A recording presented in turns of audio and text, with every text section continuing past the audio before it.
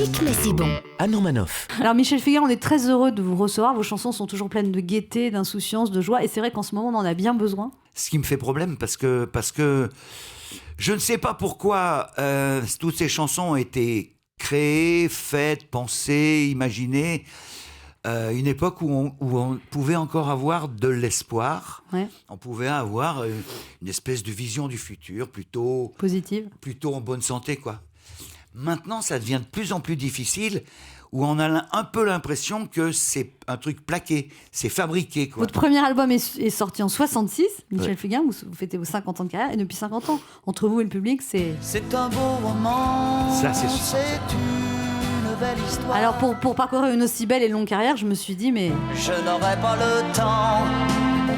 En tout cas, une chose est sûre, Michel Fugain, quand on repense à tous vos refrains, instantanément, on a envie de chanter. Alors Michel Fugain, vous êtes un enfant de mai 68, vous étiez un peu une référence baba cool, vous viviez dans une communauté artistique avec le Big Bazar. Je pourrais rectifier après. Bien sûr, rectifier tout de suite même, allez-y. En 68, j'avais déjà 26 ans. Okay. C'est-à-dire que c'était trop tard, je ne pouvais pas être 68 ans. Les mômes qui se sont révoltés, les premiers qui se sont révoltés, même si leur leader était un peu plus vieux, mais ils avaient 18 ans, 20 ans.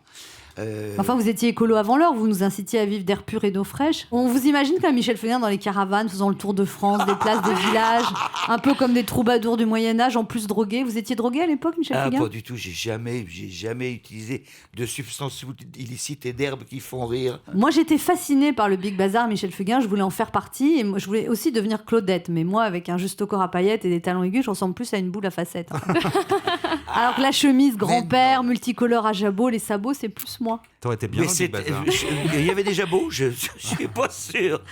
Alors vous êtes entré dans le patrimoine, Michel Fugain, vos chansons accompagnées et accompagnent encore des générations entières, sont chantées en colo, dans des chorales d'enfants, spectacles de fin d'année, massacrés dans les pizzerias karaoké entre amis, vociférés par un oncle saoul pendant un mariage. Ça fait quoi d'être un monument ? C'est marrant parce que ça me ramène au spectacle. Ah non, pas le monument. Et pourquoi ? À cause des pigeons, couillon. Alors un album hommage, Michel Fugain, sort d'album posthume et de votre vivant. Un album sort... Un tribute tout. Un tribute sort le 12 mai. Jour de votre anniversaire, avec des tas de nouveaux chanteurs qui reprennent vos tubes. Alors, Kids United, Claudio Capéo, Chimène Badi, des tas d'autres. Ça vous fait plaisir cet album ? Ça vous fait pas plaisir ? Non, je suis obligé de faire des nuances. J'ai résisté longtemps. Hein. Ah oui, vous n'étiez pas d'accord sur le principe. Les mecs, je suis pas encore mort, alors vous attendez un peu. Vous aviez peur qu'un jeune chanteur chante vos chansons mieux que vous ? Non, c'est pas ça. C'est le côté. Ça me gêne. C'est vrai ? Je suis désolé, ça me gêne. Ça me gênait. Et puis, ce projet-là, j'en suis à rien, ok ? Je suis venu chanter parce qu'on m'a demandé de chanter. Je suis venu... un exemple, il y a personne dans toute cette génération qui arrivait à faire le... Il y a personne. C'est pourtant 2 mesures. Hein.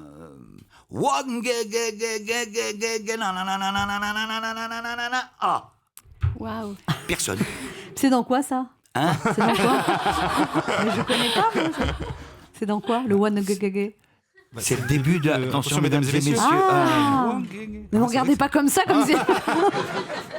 Vous n'avez pas sur votre fiche, moi. Alors, personne n'arrive à le faire. Et donc, j'ai participé. C'est vous qui l'avez fait, en fait. C'est moi qui l'ai fait. Je suis allé le faire. J'ai chanté avec ça. Vous n'avez pas réussi à leur montrer ? Mais j'ai... Parce que moi, vous me dites, one gagagé. Il n'y a que vous, là, en France. En France, il n'y a que toi et lui. Et je me suis régalé. Je me suis régalé parce que j'ai rencontré une toute nouvelle génération. Il y en avait plein que je ne connaissais pas. Je ne connaissais pas Claudio Capéo, par exemple. C'est un adorable mec, bien musicien, intelligent, etc. Et j'ai rencontré des gens que j'aime beaucoup. Arcadian, je ne connaissais pas du tout.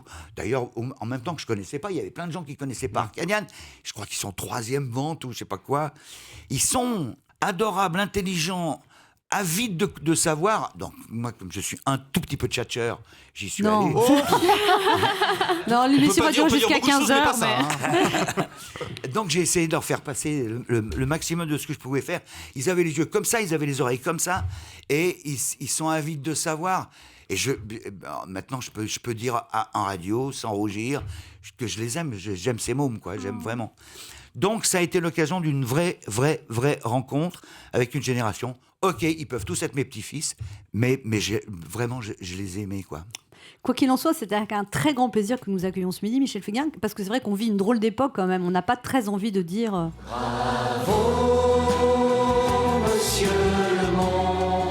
Et vous savez, Michel Fugain, que ce soir, c'est le débat de l'entre-deux tours et on se demande si...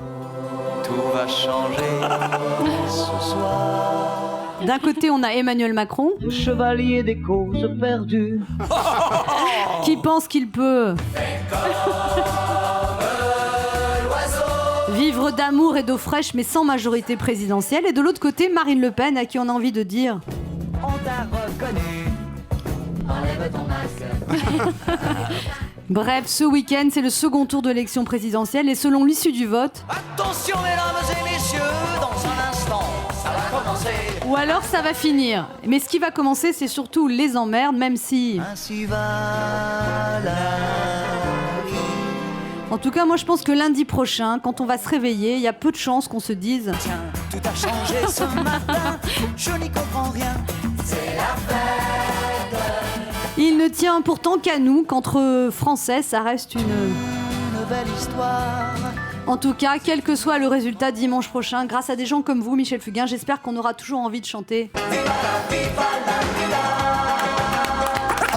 Europe 1, midi 30,